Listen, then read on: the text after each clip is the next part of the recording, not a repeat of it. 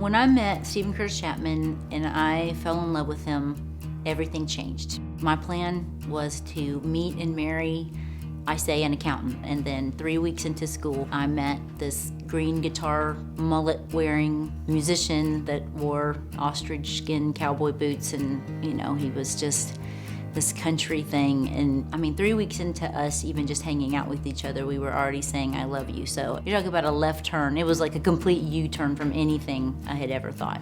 We've had babies, we've had fires, we've had #1 hits, we've had the struggle with depression, the 6 kids, the pressure of the public lifestyle. Anything and everything has happened to us.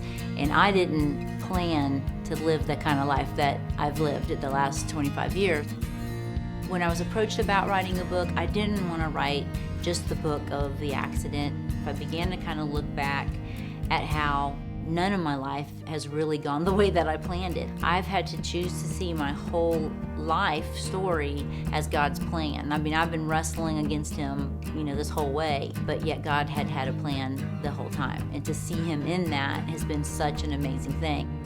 Adopting Joey, our first little girl from China, was a big step of faith for the woman sitting in this chair. I was so afraid. I really just felt like I'm not gonna feel the same, and that's not gonna be fair, and all of that was just not true. And the minute I laid eyes on her, obviously, I just would have died for her. And God really met me in a place there in that hallway in China, as audibly as I could hear him speak, the message of the gospel, that, do you not get it now, you thick-headed woman, that, Joey didn't do anything to be in your family. She didn't have a name, she didn't have any hope, but now she's yours, and she has your name, she has your inheritance, she has hope, and it's the same thing that I've done for you by sending Jesus. I literally heard all that as I'm receiving her, and I'm like, the world just kind of stopped in motion. And so from then on, obviously my heart was really, really captured to do more for adoption. And I didn't know at the time that meant 2 more for us.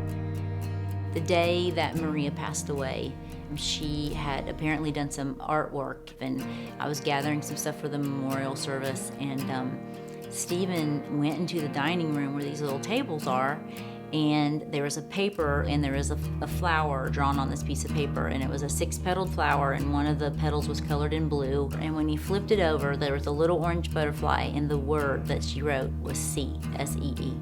And that's the very thing that we had been praying. God, just in the midst of this horrific thing, we need to see you in this. It is so hard to have faith and to have hope. And so that just became a real, we call that a breadcrumb in our family. It's like, okay, we are gonna hold on to that. And I'm choosing to see now that he used every bit of it to move me to this place where I am now, and that I can share what God has blessed us with, what God has challenged us with, the hurts, the happy, the hard, the good, and we just have to choose to see it.